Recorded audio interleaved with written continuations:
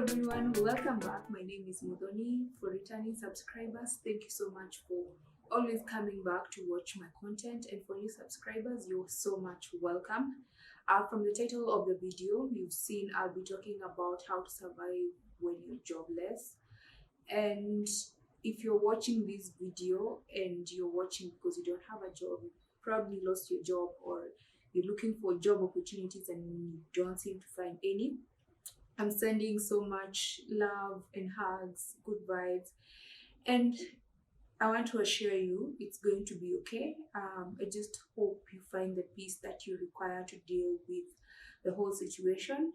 And we're going to look at ways to survive during such a difficult period and things to push you to getting a job and survive for the moment. And let's get started. Point number one, I've already talked about this on my previous video, and I want to emphasize on it. You need to accept your situation. This is the hardest, of course, because it's something that is going to deal with the emotional state, your mental health. And when you're jobless and when things don't seem to work, it seems like it's kind of almost impossible to get. It's a situation that seems almost impossible to get out of. But the truth is, you've overcome so much, and even this one, you're going to overcome it. So you need to kind of keep yourself busy, or keep yourself, your mind occupied with things that are bringing positivity to your life, so that you deal with this situation without losing it. You need to not lose your sanity. You need to keep sane. You need to remain sober to be able to deal with this situation. Another point is reach out, ask for help, reach out, talk to people who have been in similar situation. And sometimes you don't even know people have been in similar situation until you learn to open up and talk to people about what you're going through. You'll find that there's so many people who've been even in more difficult situations and they have survived it all. So this is going to help you learn how to survive, and it will help you deal with this situation better without feeling like you're the most unlucky person in this world. Something else, improve on your networking skills. You don't have to attend these very glamorous events for you to network. Networking will simply be talking to the person next to you in a matatu, in the church, in the most random places. I've gotten opportunities from people that I interacted in the most weird places, and I would like to encourage everyone, whether you're working, whether you don't have a job or you have, to try and interact with people. Tell them what you do, what you've studied, what you can do even if you've not studied. And you never know whom you're seated next to, and you never know what this person was looking for. Maybe they were just looking for you and the kind of skill that you have. So learn to network, and you probably open doors for yourself. Another thing is also related to the networking thing. You can engage in volunteering jobs. I've seen most employers give chances to people who have volunteered before. I've seen in LinkedIn, there's that place you fill in if you volunteered in organizations or you've done any volunteer jobs. Try and volunteer and learn more skills, meet new people, and you never know, you might even land a job with the organization that you're volunteering with. So that is also something that you need to look at.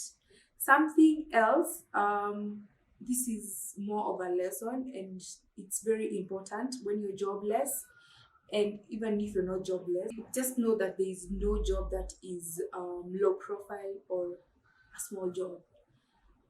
Sometimes that cleaning job will open bigger doors, or that cleaning job will help you save a lot. In Kenya, we have this education system and we have this society that glorifies white collar jobs, and everyone up is out there looking for white collar jobs and working very hard in school so that you don't become a carpenter, you don't become a fundi in a building site. And you know, when I've when after high school and after going through the same education system, I've come to realize, like, I don't know why people used to demean people who work in such places. These people earn way more than people working in um, big offices, doing these white collar jobs, because I believe that when you're working with your hands are so beneficial even to us physically, and at the end of it you will learn to appreciate the work you did with your hands, looking at a sofa that you built with your own hands, looking at a house that you built with your own hands. It's more fulfilling than just going, sitting in an office and letting the computer do your job. So get involved in such jobs. Go to the construction site near you, get that 200 shillings, 500 shillings, save, manage that money better, and by the time you're getting your dream job, you'll have started from somewhere. And sometimes we think whatever we studied in school is what we are going to end up doing in future, and in real sense we might end up realizing that, like, we picked that course because we had passed, or we were influenced by our parents, or it had this very good looking title, and we thought that, um, it's going to mean a lot to us. But eventually you discover that you're going to learn other skills that you end up falling in love with, and they're going to be more beneficial to you. So try and look for other jobs that are not that don't look as glamorous. Don't be choosy. If you're jobless, just, and especially when you're jobless, don't be that picky. You can go and babysit someone's kid. They might not pay you well. They might just give you a plate of food or water, or give you a small amount of money. But this is money you didn't have. If they're giving you food, you'll save on the food, and it will help lessen your financial burden. Something else that you need to know, and especially if you've lost your job, or you're probably leaving campus, and your parents are providing for you because you're in campus and you don't have a job. Don't wait until you're completely broke to start adjusting your lifestyle. Start now, because when you continue living the same extravagant lifestyle that you're living when you had a job, or when you had someone taking care of the bills, um, in the end, you'll find that you got into debts, you drained your bank account, and now you're in a state where you're helpless. But if you start adjusting immediately, you'll find that you not get yourself into unnecessary debts. Your savings will still be in the bank if you have any, and won't get you into a very bad state as it would have done if you continue with lifestyle you're living. Another thing that you need to know is that when you're jobless, or when you've lost your job, you get confused. You get confused about life in most cases, honestly. And sometimes we try rushing into making decisions, imagining that these decisions are going to benefit us, and in real sense you're doing more harm to yourself by being all over the place. You've lost your job, you want to do this, you want this to work. That is the time that people will take advantage of you. They want to look like they're helping you reinvest, or figure out your life. But the truth is, you need to relax, think about your life and how your life is going to be after this, maybe your job loss, or after completing um, your campus or college or high school, whatever level of education that you're completing. You need to first sit down and think about what you want, and be sober enough to be able to come up with a proper plan that is going to work. So don't be in a rush to do everything. Sometimes you're gonna take loans and start businesses that you even didn't ever think about. So you end up losing money in the process, and you end up losing your cool, and eventually, you end up getting frustrated. So yeah, don't be in a hurry. Another thing is, look for other opportunities outside your career. I talked about avoiding thinking too much about the white collar job, but there is also on this point, I'm talking about other opportunities that could be considered white collar. If you're this white collar person, this person who does not, everyone has their own capabilities, and there are these people who believe in employment, and businesses and other things don't seem to work for them. And it's okay to be that kind of person. So what I'm saying is, if you're that kind of person, you can look for other careers that like will fit your kind of character and your kind of personality. So you can think about teaching, probably, if maybe you did something else, like say finances. If you did something maybe become related, you can go back to high school and teach business studies to people, and get a few coins there. You can go work in fields that you didn't imagine you could work in, and just be open-minded. Be open-minded. Know that you're not tied to that career that you considered your dream career.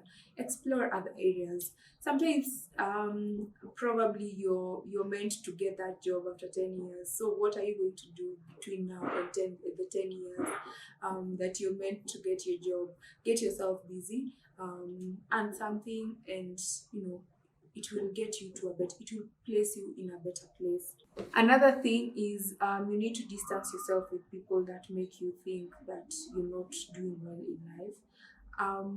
Honestly, to be being jobless and being unemployed is one of the most um, difficult situation anyone could be, and having people around you showing off and making you feel like you're not doing well enough in life is the most frustrating thing in life.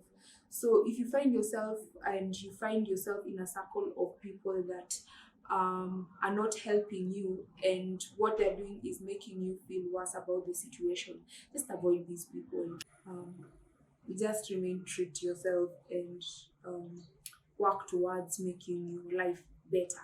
Another thing is embracing minimalism. There's this thing of wanting to look flashy and looking for very expensive, or things that look expensive. So you want to look like you're wearing expensive clothes. You want to look like you're living in this very beautiful house. But the thing is, minimalism will help you. If you embrace minimalism, you just buy simple clothes, very affordable. You live in a single room, but the way you've arranged it and the way you've organized your room looks so good. And when you look around at people who are doing even better in life, and the kind of clothes or the kind of houses they're living in, and you compare to your small house and minimalistic house, you find yourself maybe living even better in a better environment than these people. Um, just be clean, be neat, love your environment, take care of whatever you have at the moment. Stop thinking about spending a lot of money and looking expensive and looking flashy. Um, Embrace just simple life. It doesn't mean that when you live a simple life, it means that you're going to affect the quality of life or you're going to go for cheap things. Even expensive, even when you get a better job and you start earning, just make your life simple. Sometimes, exaggerating your life, the more we try to impress, the bad we look. So try and embrace minimalism. Another thing is you need to look for areas with less amenities.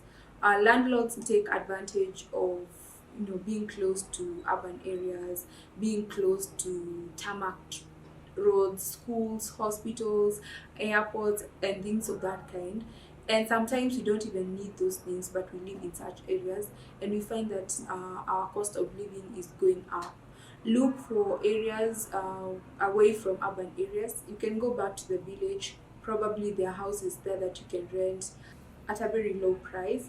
So look for such areas. Sometimes you don't need these amenities that you're going close to and paying ridiculous amount of money for rent.